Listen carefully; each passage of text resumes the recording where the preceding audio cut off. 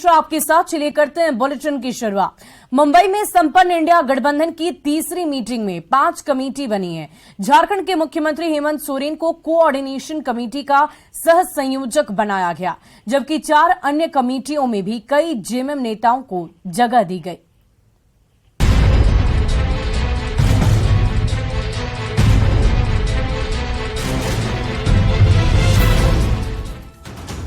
मुंबई में हुई इंडिया गठबंधन की तीसरी बड़ी बैठक में एक बार फिर मोदी सरकार के खिलाफ विपक्षी एकता का राग अलापा गया। देश भर के 28 राजनीतिक दलों के 62 दिग्गज नेताओं की मौजूदगी में अगले लोकसभा चुनाव की रणनीति पर मंथन तो हुआ ही, सीट शेयरिंग के फॉर्मूले पर भी चर्चा हुई। यही नहीं, सहयोगी दलों के बीच समन्वय बनाने और चुनावी कैंपेन को तेज करने के लिए 5 अलग अलग कमेटी बनाई गई, जिसमें जेएमएम को भी जगह दी गई। बनी पूरे राष्ट्रीय स्तर पर, उसमें अहम भूमिका, बहुत महत्वपूर्ण भूमिका हमारे नेता की थी और है लगातार। और मुझे लगता है कि आने वाले दिनों में चुनाव में भी, चाहे अन्य जो निर्णय लिए जाएंगे उसमें भी लीड रोल में हमारे नेता रहेंगे। हेमंत सोरेन जी को INDI के सह संयोजक बनाया गया है। स्वाभाविक तौर पे ये खुशी की बात है, क्योंकि हम लोगों का दिल मिला हुआ है। ये एक स्वाभाविक गठबंधन भी है राज्य में, और तमाम लोग मिलकर के हम लोगों का एक ही मूल मंत्र है कि इस देश के संविधान को, इस देश के लोकतंत्र को बचाना है। इंडिया गठबंधन की कोऑर्डिनेशन और चुनाव रणनीति कमेटी में झारखंड के मुख्यमंत्री हेमंत सोरेन समेत 14 नेताओं को सह संयोजक बनाया गया, जबकि गठबंधन की कैंपेन कमेटी में जेएमएम नेता सह मंत्री चंपई सोरेन को सदस्य बनाया गया है।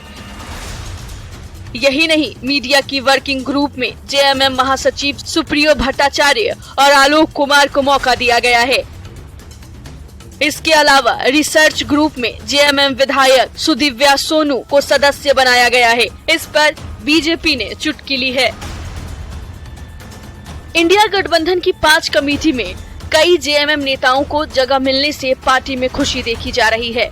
वहीं बीजेपी ने इसे महज दिखावा करार दिया है। जाहिर है, आने वाले समय में एक बार फिर सियासत गर्मा सकती है। संजय सिन्हा, न्यूज़ 18, रांची। और झारखंड के मुख्यमंत्री हेमंत सोरेन ने कहा है कि इंडिया गठबंधन की बैठक में सभी बातों पर चर्चा हुई। बचे हुए मसलों पर चरणबद्ध तरीके से बातचीत की जाएगी और उसकी तस्वीर भी पूरे देश के सामने लाई जाएगी। मुंबई में गठबंधन की बैठक के बाद उन्होंने कहा कि मोदी सरकार के खिलाफ विपक्षी दल पूरी तरह से एकजुट है। मीडिया ने उनसे ईडी के समन पर सवाल किए तो उन्होंने साफ शब्दों में कहा कि हर चीज की एक सीमा होती है और देश का लोकतंत्र काफी मजबूत रहा है। देखिए, सभी चीजें चरणबद्ध तरीके से आगे और समय के अनुरूप आप लोगों के समक्ष रखा जाएगा। काफी इंडिया टीम को लेकर आप लोग के बीच में कैसे और खबरें बनती हैं। 3 बैठकों में लोगों की उपस्थिति कई चीजों की ओर संकेत करता है। देखिए, हर चीज की एक सीमा होती है। रबड़ भी एक समय के बाद वो अपना ये छोड़ता है, उसके बाद कोई फायदा नहीं है उन सब चीजों का। और इस देश का लोकतंत्र काफी मजबूत रहा है, इतिहास गवाह है। और आप भी जानते हैं, हम भी जानते हैं। और जो चीजें आएंगी उन सभी चीजों के लिए हम लोग। और मुख्यमंत्री हेमंत सोरेन ने मुंबई के प्रसिद्ध सिद्धि विनायक मंदिर में पूजा अर्चना की है। साथ ही गणपति से देश और झारखंड की तरक्की करने की कामना की। इससे पहले मुख्यमंत्री हेमंत सोरेन इंडिया गठबंधन की बैठक में शामिल हुए। बैठक के बाद मुख्यमंत्री हेमंत सोरेन पत्नी कल्पना सोरेन के साथ सिद्धि विनायक मंदिर में मत्था टेकने पहुंचे।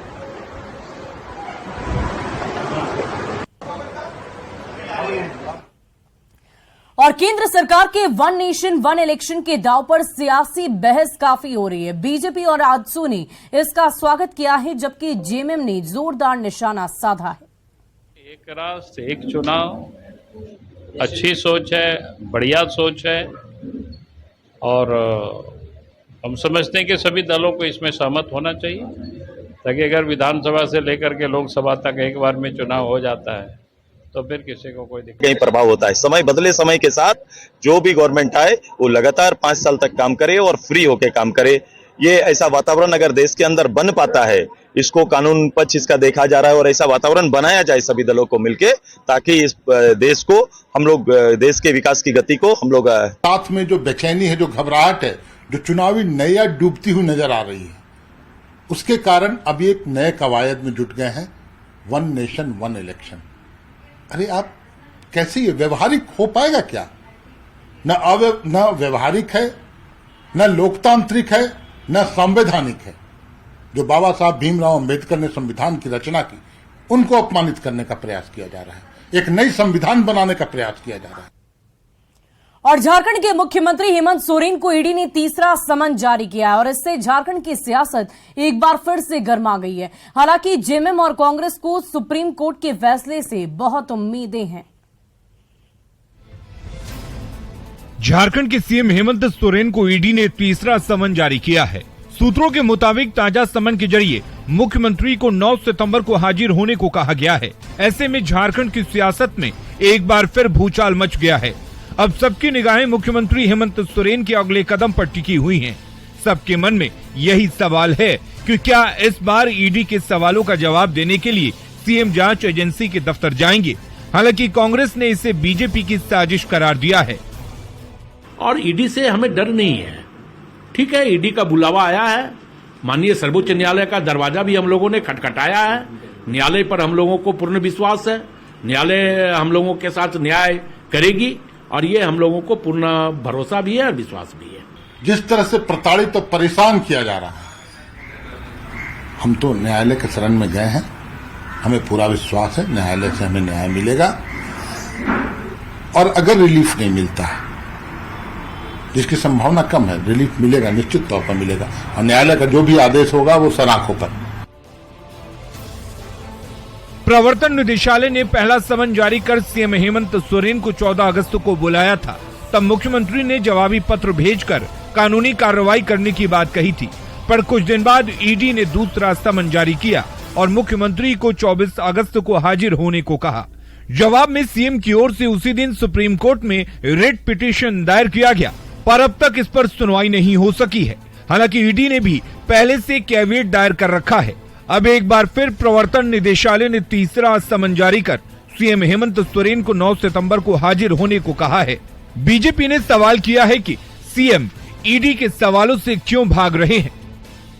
ये भाग रहे हैं, ये भागना ये इस बात का परिचायक है कि हेमंत सोरेन जी कहीं न कहीं जो गंभीर आर्थिक आरोपों से घिरे हुए हैं, उससे बचने के लिए ये भाग रहे हैं और ये चर्चाएं आम हैं। पिछले 15 दिनों के दौरान मुख्यमंत्री हेमंत सोरेन को ईडी की ओर से एक के बाद एक 3 समन जारी हो चुके हैं। इसमें से 2 बार तो मुख्यमंत्री ईडी दफ्तर नहीं पहुंचे। अब तीसरे समन पर सीएम का रुख क्या होता है, इस पर सबकी नजरें टिकी हैं। यह भी देखना होगा कि क्या इस बीच जो 9 सितंबर का समय जो जानकारी आ रही है, इस बीच जो सुप्रीम कोर्ट में रिट पिटीशन दायर किया गया है उसमें कोई सुनवाई होती है या नहीं, और अगर होती है तो उसका क्या फैसला आता है। कैमरा पर्सन प्रभाकर के साथ अविनाश कुमार, न्यूज 18 रांची। और रांची की विशेष सीबीआई कोर्ट ने चारा घोटाले के सबसे बड़े केस में 32 दोषियों को 4-4 साल की सजा सुनाई है। साथ ही उन पर 1 करोड़ रुपए से लेकर 75,000 रुपए के बीच जुर्माना भी लगाया गया। कोई बैसाखी के सहारे कोर्ट पहुंचा है तो कोई फैसला सुनने के लिए अस्पताल से सीधे अदालत पहुंचा है। ये नजारा है सीबीआई की विशेष अदालत का, जहां चारा घोटाले के सबसे बड़े केस में बचे हुए 35 दोषियों को 4-4 साल की सजा सुनाई गई। साथ ही उन पर 1 करोड़ से लेकर 75,000 रुपए के बीच जुर्माना भी लगाया गया। डोरंडा ट्रेजरी से 36 करोड़ रुपए की अवैध निकासी के इस मामले में 27 साल बाद अदालत की ओर से फैसला सुनाया गया। माननीय न्यायालय ने सभी को 4 साल सश्रम कारावास की सजा सुनाई है और फाइन भी भरने का आदेश दिया है, जो कि 75,000 से 1 करोड़ रुपए तक का है। सीबीआई कोर्ट ने 27 साल पुराने इस केस में 28 अगस्त को 35 आरोपियों को बरी कर दिया था। जबकि 52 दोषियों को 3 साल से कम की सजा सुनाई गई। बचे हुए 35 दोषियों को आज 4 साल की सश्रम कारावास की सजा सुनाई गई। साथ ही तत्कालीन पशुपालन पदाधिकारी गौरी शंकर प्रसाद पर 1 करोड़ रुपए का जुर्माना लगाया गया।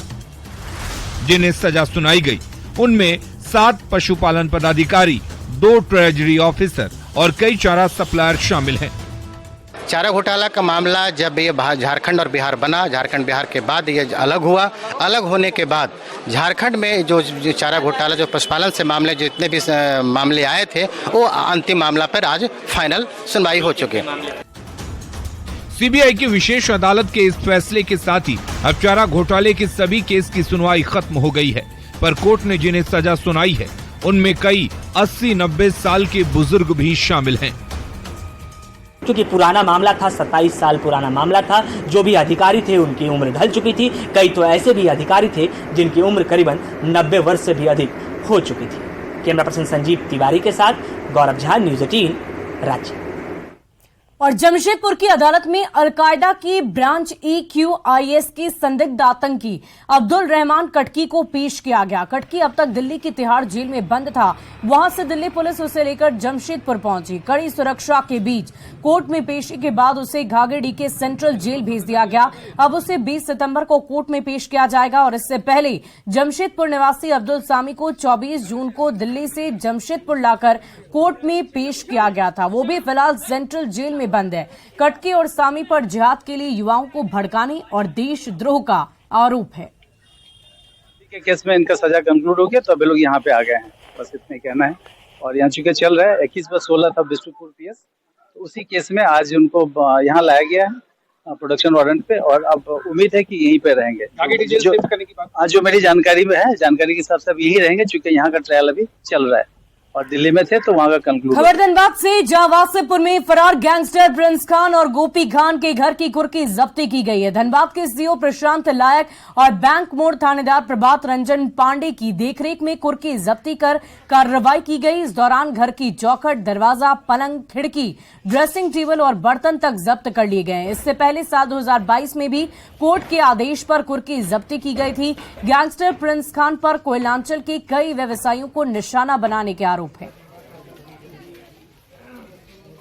मोड़ थाना प्रभारी, हुगली थाना प्रभारी के साथ इनका जो है कुर्की जब्ती का जो आदेश था उसको हम लोग अनुपालन कर रहे हैं। देखिए संगीन इनके ऊपर पूर्व से ही संगीन आरोप आप पेपर के माध्यम से या देख रहे होंगे। उन सभी जो भी धाराएं थे उन पर कोर्ट ने इनके ऊपर ये कार्रवाई करने का आदेश दिया। देखिए कोर्ट के आदेश के आलोक में जो कार्रवाई हो रही है तो इससे व्यवसायी वर्ग तो खुशी होंगे।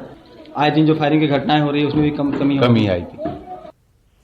वहीं गुमला पुलिस ने विधवा बुजुर्ग महिला से गैंगरेप केस का खुलासा कर दिया है। साथ ही नाबालिग सहित 2 आरोपियों को गिरफ्तार कर लिया गया। सदर थाना क्षेत्र में 29 अगस्त की रात बुजुर्ग महिला से दुष्कर्म की सनसनीखेज वारदात हुई थी। पीड़ित के बयान पर गुमला पुलिस ने कार्रवाई की और दोनों आरोपियों को गिरफ्तार कर लिया गया।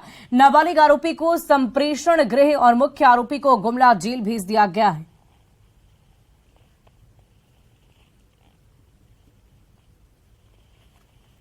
वहीं रांची पुलिस ने ओरमांझी के ट्रिपल मर्डर केस की गुत्थी चंद घंटों में ही सुलझा ली। इस मामले के 11 में से 9 आरोपी पकड़े जा चुके हैं, जबकि 3 फरार आरोपियों की सरगर्मी से तलाश जारी है।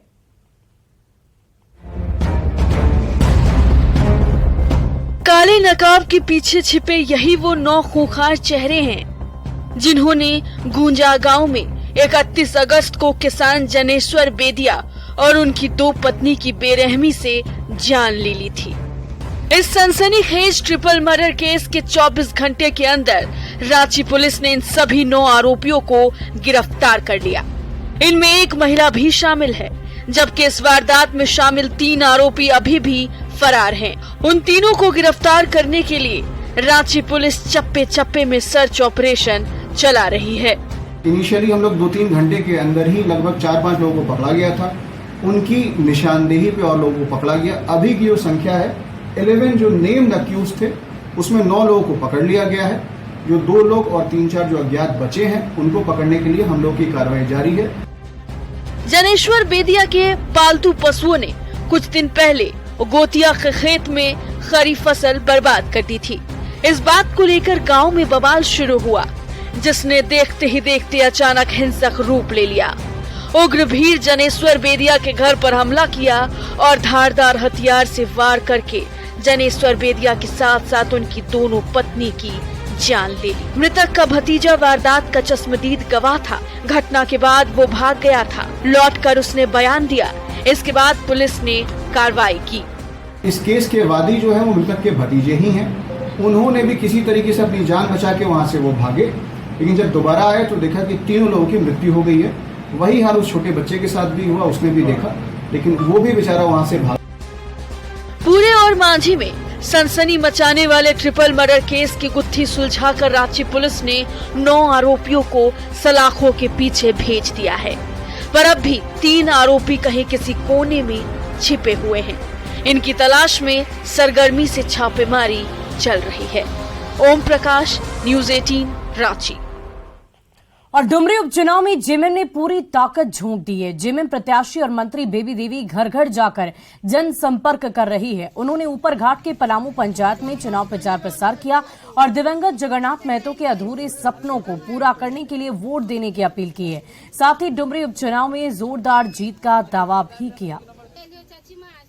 वोट मांगने आए हैं सबको, जनता हमारा प्यार है। इतना क्या बोल रहा है, घूम रहे हैं तो जनता क्या बोल रहा है? जी, सब जनता मेरा साथ है। आप जब घूम रहे हैं तो क्या देख रहे हैं, कितना विकास किए हैं मंत्री जी? बहुत किया है, बहुत किया और कर रहे हैं और करेंगे। जितना छूटा है सब अधूरा से सब पूरा करेंगे।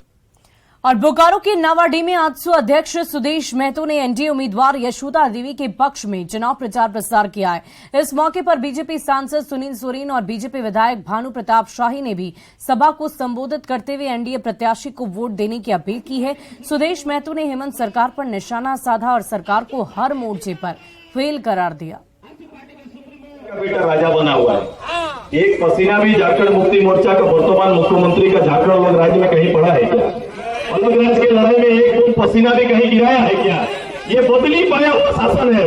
बाप का बदली नहीं, बेटा मुख्यमंत्री बना है, इसके ज्यादा और कुछ नहीं, इससे बड़ी भूमिका कुछ नहीं है। नेता इसलिए चुनता है कि वो नेता उस परिवार की चिंता करेगा, उसके घर की चिंता करेगा। इसलिए 5 साल में एक बार बड़ा हिम्मत के साथ वोट देने आते हैं। अगर ऐसे ही निराशा छाएगा तो पब्लिक वोट देने आएगा क्या?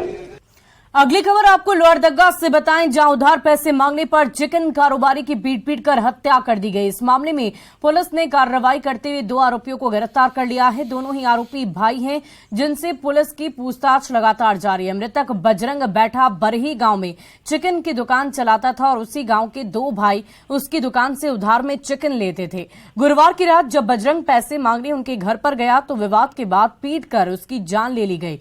पुलिस पूरे मामले के आगे की कार्रवाई में जुट गई है। इसमें है कि ये लोग पैसा मांगने गया था 2000 रुपये। चिकन खा के लोग पैसा रखने नहीं दिया था पैसा, तो ये मांगने गया पैसा उसका पास, तो वो लोग मारपीट कर दिया इसको। दोनों भाई मिलकर मार दिया। किसके पास? छेदिया के पास मांगने गया। घुमड़ू दोनों भाई लोग मरा। एक घटना ग्राम बरही सेना थाना की है।